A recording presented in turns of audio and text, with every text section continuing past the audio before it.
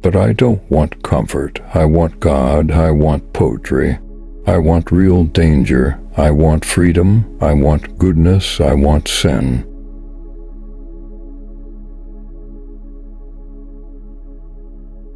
Words can be like X-rays if you use them properly. They'll go through anything you read and you're pierced.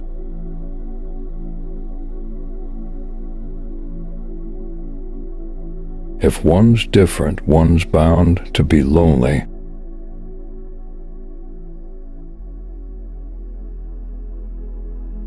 I want to know what passion is. I want to feel something strongly.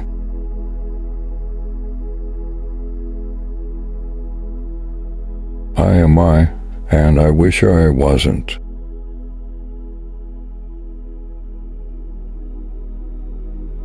One believes things because one has been conditioned to believe them.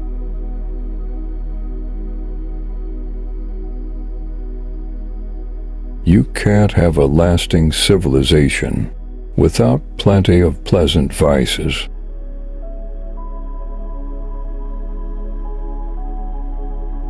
Civilization has absolutely no need of nobility or heroism. These things are symptoms of political inefficiency in a properly organized society like ours. Nobody has any opportunities for being noble or heroic.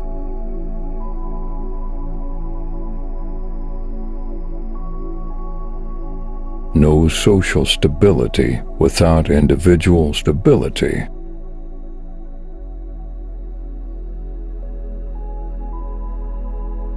Books and loud noises, flowers and electric shocks, already in the infant mind. These couples were compromisingly linked, and after 200 repetitions of the same or a similar lesson, would be wedded indissolubly. What man has joined, nature is powerless to put asunder.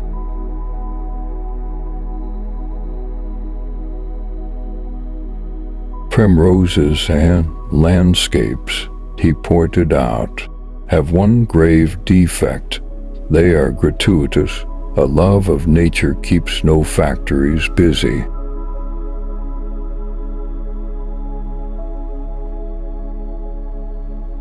Impulse arrested spills over, and the flood is feeling. The flood is passion. The flood is even madness. It depends on the force of the current, the height and strength of the barrier. The unchecked stream flows smoothly down its appointed channels into a calm well-being.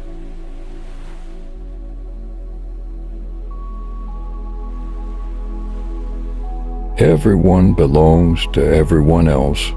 After all, 100 repetitions 3 nights a week for 4 years, thought Bernard Marx, who was a specialist on hypnopaedia. 62,000 for 100 repetitions make one truth. Idiots.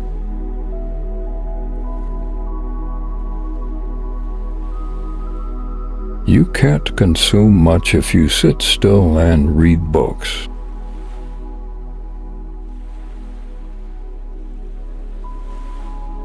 Ending is better than mending.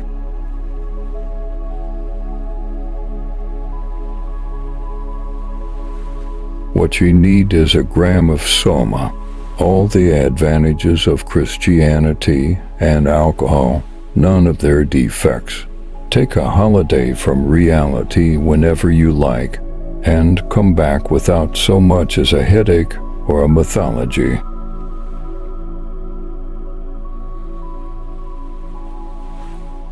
Did you ever feel, he asked, as though you had something inside you that was only waiting for you to give it a chance to come out?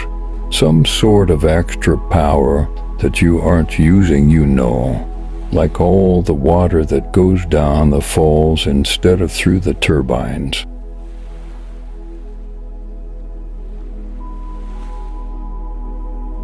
The mockery made him feel an outsider. And feeling an outsider, he behaved like one.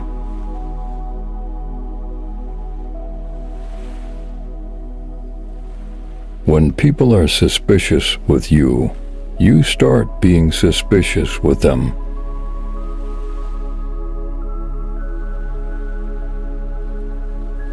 Everybody's happy now, yes, everybody's happy now, echoed Lenina.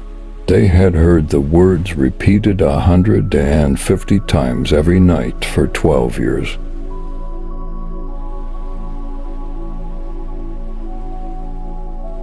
Talking, but what about walking and talking? That seemed a very odd way of spending an afternoon.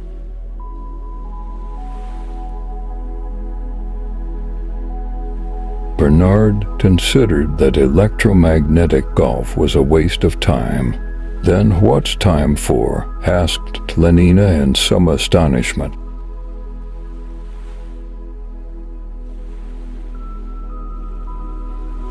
When the individual feels, the community reels, Lenina pronounced.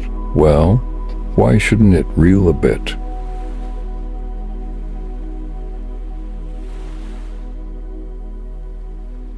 Rags, rags, the boys used to shout at him, but I can read, he said to himself, and they can't. They don't even know what reading is. It was fairly easy, if he thought hard enough about the reading, to pretend that he didn't mind when they made fun of him.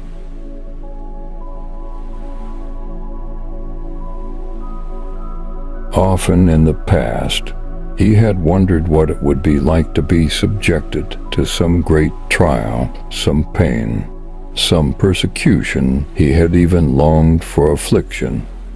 Now that it looked as though the threats were really to be fulfilled, Bernard was appalled of that imagined stoicism, that theoretical courage. Not a trace was left.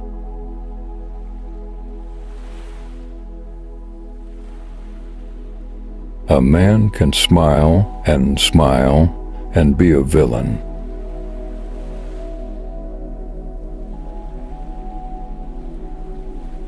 Somehow it was as though he had never really hated Pope before, never really hated him, because he had never been able to say how much he hated him.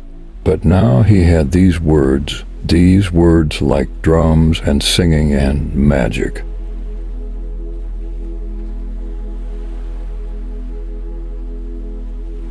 Looking at the two pots, he had to laugh. But the next one will be better, he said, and began to moisten another piece of clay to fashion, to give form, to feel his fingers gaining in skill and power. This gave him an extraordinary pleasure.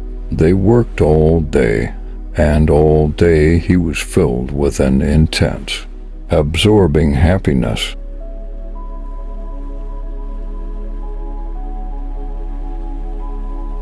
"It is finished," said old Mitsima in a loud voice. "They are married. It is finished." Old Mitsima's words repeated themselves in his mind. Finished, finished. In silence and from a long way off, but violently, desperately, hopelessly, he had loved Kaikheim, and now it was finished.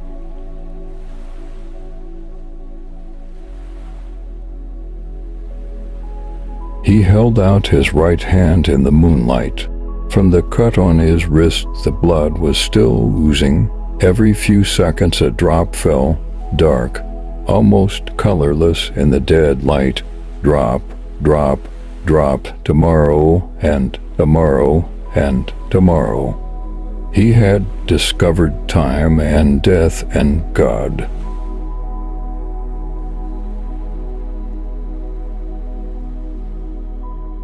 The greater a man's talents, the greater his power to lead astray.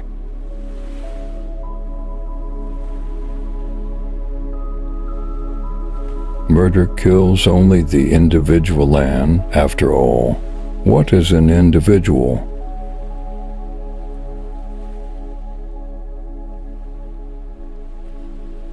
Success went fizzily to Bernard's head.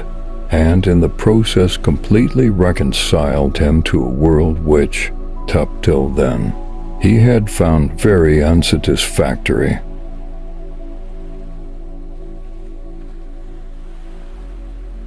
Unorthodoxy threatens more than the life of a mere individual. It strikes at society itself.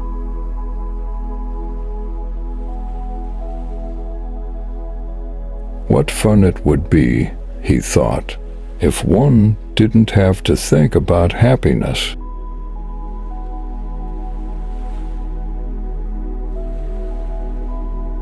One of the principal functions of a friend is to suffer in a milder and symbolic form the punishments that we should like, but are unable to inflict upon our enemies.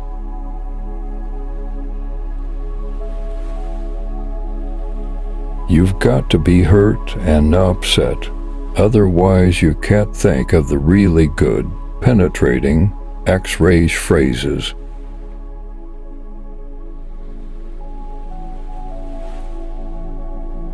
The world's stable now, people are happy, they get what they want, and they never want what they can't get.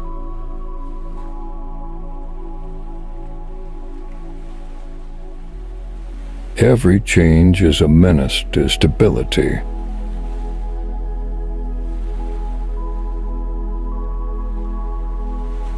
His conditioning has laid down rails along which he's got to run.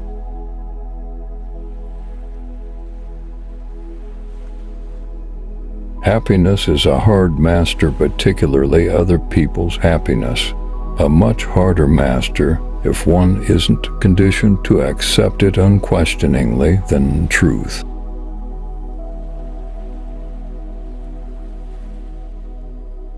People were ready to have even their appetites controlled then. Anything for a quiet life. We've gone on controlling ever since. It hasn't been very good for truth, of course, but it's been very good for happiness.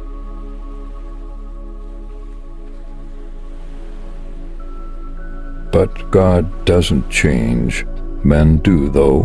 What difference does that make? All the difference in the world.